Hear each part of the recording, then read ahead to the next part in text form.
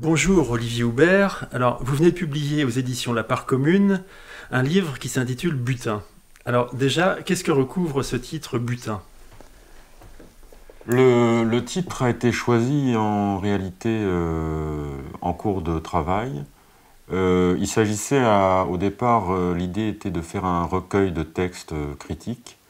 Et au fil du temps, j'ai été amené à travailler sur la notion même de l'essai, puisqu'il s'agit donc bien d'un essai. Et le titre Butin recouvre en réalité une notion qui a rapport avec l'enfance. Et c'est en feuilletant tout simplement le Littré que je suis tombé sur la polysémie du mot butin, que j'ai mis au pluriel puisqu'il s'agit en réalité de rendre hommage à toute une série d'auteurs de divers horizons qui sont ici réunis à l'occasion. Alors justement, quels sont les auteurs de votre panthéon, si on peut dire? Alors, disons que le tout premier qui m'est vraiment marqué, c'est Joubert. Et il n'y a aucun rapport avec mon nom de famille, puisque il était de Montignac, et moi je suis né en Angleterre. Et le fait est que, comme je l'ai expliqué, c'est mon maître de maîtrise qui m'avait suggéré de découvrir cet auteur, Joseph Joubert. Et c'est vraiment un pur hasard que j'ai lu ces textes qui avaient été rassemblés dans une anthologie chez Corti. Et donc mon tout premier texte publié a été donc sur Joseph Joubert. Et d'autre part, disons mon mentor, entre guillemets, à l'époque, j'avais 17-18 ans, m'a fait vraiment rentrer dans la littérature par la grande porte, puisque c'est à cette époque que j'ai découvert Franz Kafka, Maurice Blanchot, Paul Celan, Edmond Jabès, qui figurent dans ce livre. Il y a beaucoup d'auteurs aussi qui sont un peu des auteurs délaissés. Par moments, on a l'impression que vous avez passé une commande pour réhabiliter des auteurs un peu oubliés. Comme il y a Blanchot, mais il y a aussi Blanchard qu'on ne connaît pas tellement, il y a Ardelais, il y a Augiéras.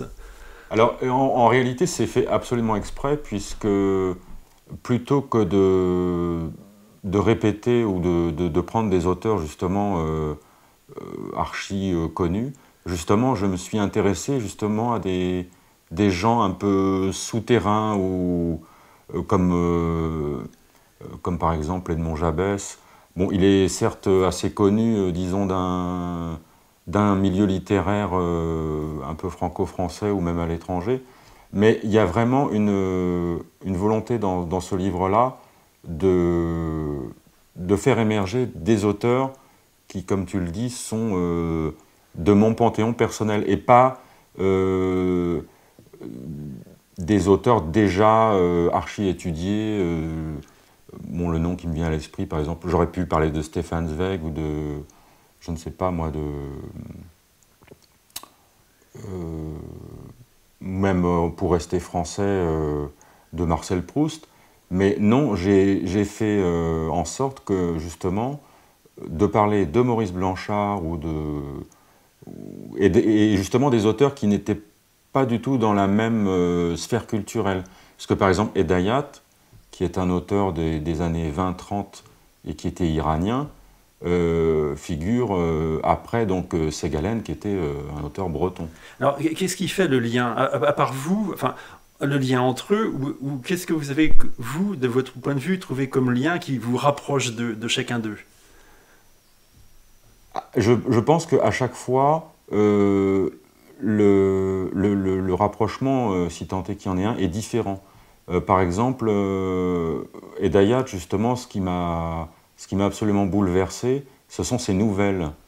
Et au départ, enfin, j'ai jamais vraiment écrit ni de nouvelles, ni de romans, mais justement, le fait qu'il soit extrêmement loin, aussi bien d'un point de vue linguistique que d'un point de vue littéraire, peut-être que son côté vraiment socialement décalé, puisqu'il était à la fois homosexuel, fils d'ambassadeur, enfin c'était quelqu'un de vraiment installé socialement.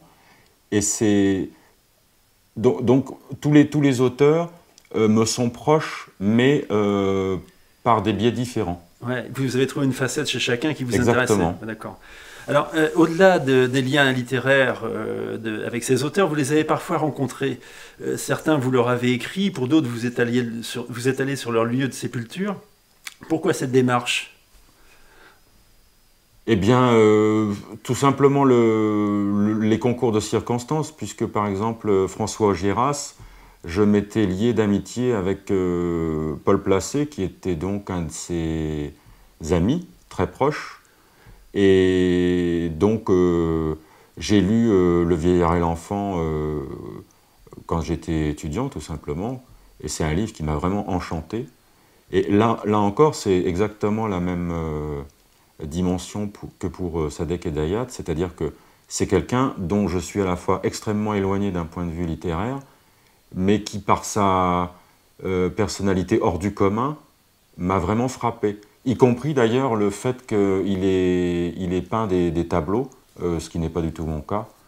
Et aussi, pour répondre peut-être plus directement à la question de départ, je dirais que c'est vraiment la sensibilité littéraire qui réunit ces auteurs-là et pas d'autres, qui est proche de la mienne.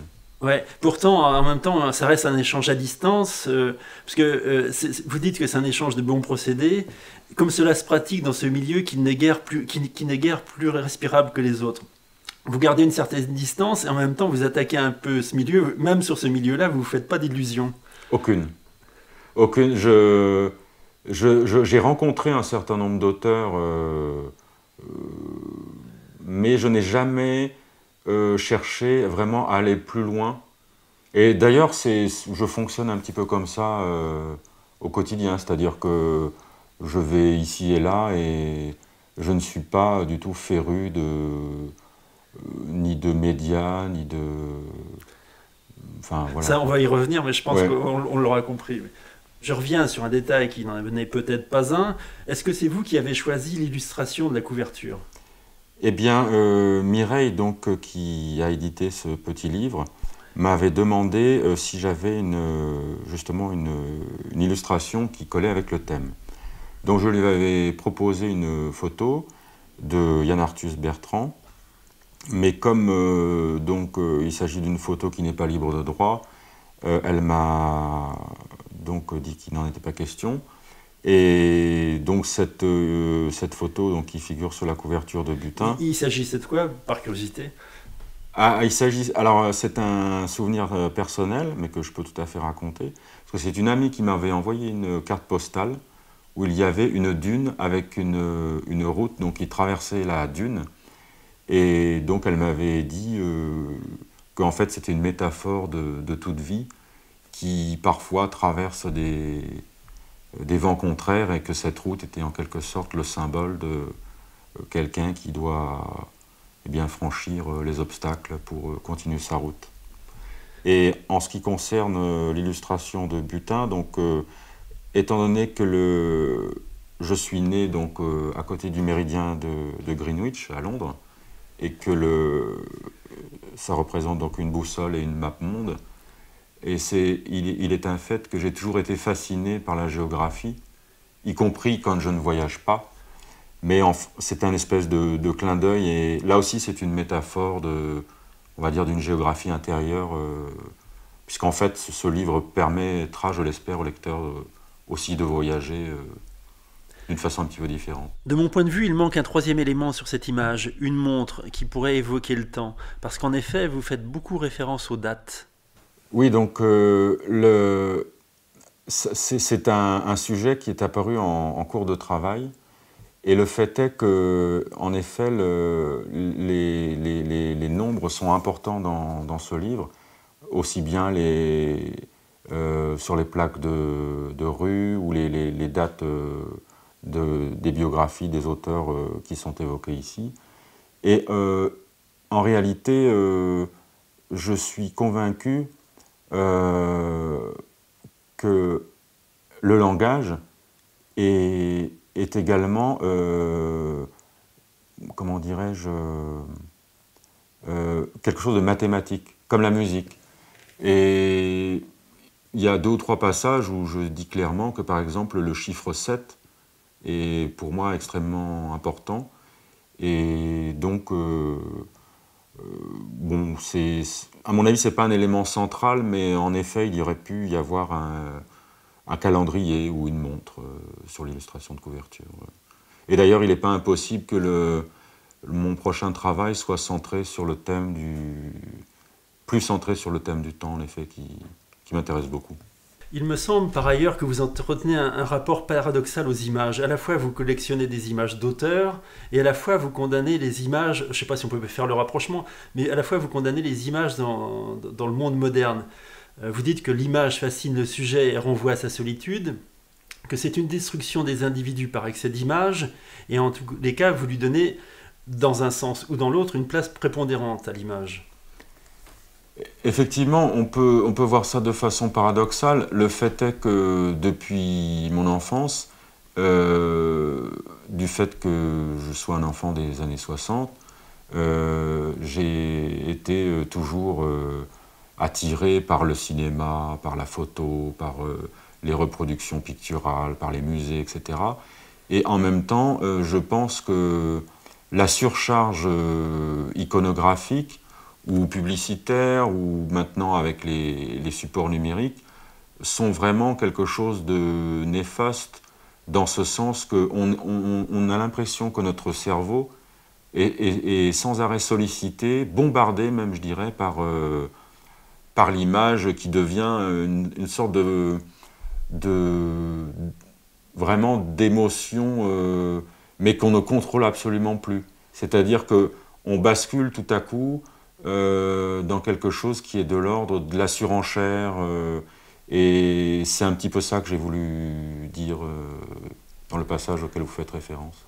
Justement, alors, je pense que vous êtes loin des enjeux politiques, ça ne vous préoccupe pas en premier lieu, mais pourtant, vous dites, nous ne voulons pas de cette mondialisation bestiale, vous dénoncez l'homogénéisation planétaire, le ramollissement et même la glaciation des consciences. Ça, c'est un point de vue politique. Absolument.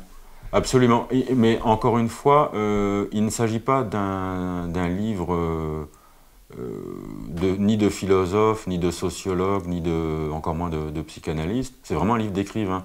C'est-à-dire que je donne un point de vue qui n'est que celui-ci. Il n'empêche qu'il m'arrive assez souvent, comme tout le monde, d'être concerné par l'actualité politique. Donc, mais je n'ai pas, dans ce livre-là, en tout cas, de message politique à adresser. Enfin, ça m'intéresse, mais je suis extrêmement prudent, notamment vis-à-vis des personnalités publiques, justement, qui déclament à tout va leurs opinions, quelles qu'elles soient. En réalité, l'opinion m'intéresse effectivement assez peu. Alors, vous ne manquez pas, malgré tout, de condamner les intellectuels et journalistes qui adoptent le web comme remède, miracle au vide sidéral de leur pensée. Alors, on pense cru avec le net. Eh bien, c'est une question qui mériterait peut-être vraiment d'être approfondie. Je pense que c'est un outil, qui peut avoir un intérêt, mais le problème, c'est plutôt un problème d'usage. Quand je vois maintenant, effectivement, le fait que les jeunes générations soient imprégnées, encore une fois, d'images sous toutes leurs formes, ça me paraît quand même assez inquiétant. Et d'ailleurs, je ne suis pas le seul à dire ça. Il y a des études de psychanalystes qui ont montré qu'il faut mesurer les dangers potentiels qui sont induits par Internet. Tout à fait. Alors, votre défense, vous, contre l'agression du monde moderne, c'est la littérature. Vous dites, la littérature de demain deviendrait un rempart contre les dérives de toute nature, une alternative à la pensée englobante, une fuite salutaire et une nouvelle façon d'être au monde. Votre défense, donc, votre parade, c'est la littérature. Pas uniquement, mais je pense que s'il y a encore une chance pour les civilisations comment dirais-je, d'évoluer, la littérature, pour moi, est aussi un combat. Et d'ailleurs, je l'ai dit il y a même un certain nombre d'années dans un texte où on m'avait demandé de répondre à quelques questions sur poésie et engagement, où en fait, non, je n'ai pas changé de point de vue depuis cette époque. Ouais, vous dites d'ailleurs que c'est la poésie le fer de lance. Le mensonge social est l'hydre qu'on combat la poésie. Vous dites encore, vous revenez à maintes reprises sur une définition de la poésie qui n'est pas pour vous un simple genre littéraire, mais un domaine, un engagement, presque une croyance ou un credo, quoi. La poésie est une quête de l'ailleurs, en soi-même et en l'autre. Procédant de l'exil, la poésie nous pousse aux confins.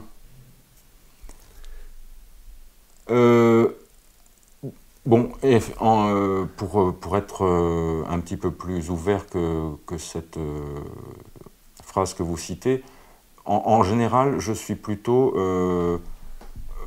disons, humaniste. C'est-à-dire que je pense que les idées, de toute façon, pas seulement d'un point de vue littéraire, mais aussi bien en peinture ou quand il s'agit de cinéastes ou d'artistes en général, je pense que l'art, en effet, est un espèce de contre-feu qui doit...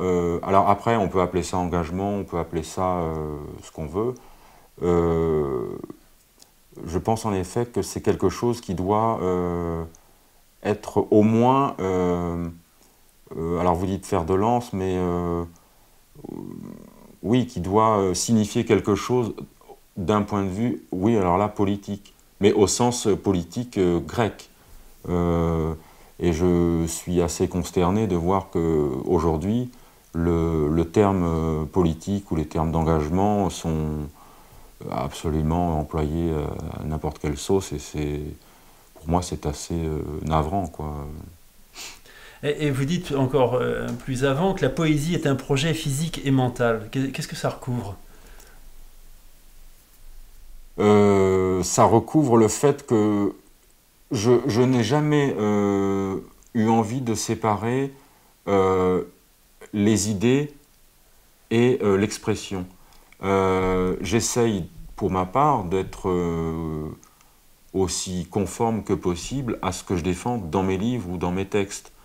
Pour moi, il y a des tas de gens, bon, je ne vais pas les citer, mais qui ne sont là que pour paraître, et en général, le résultat n'est pas très...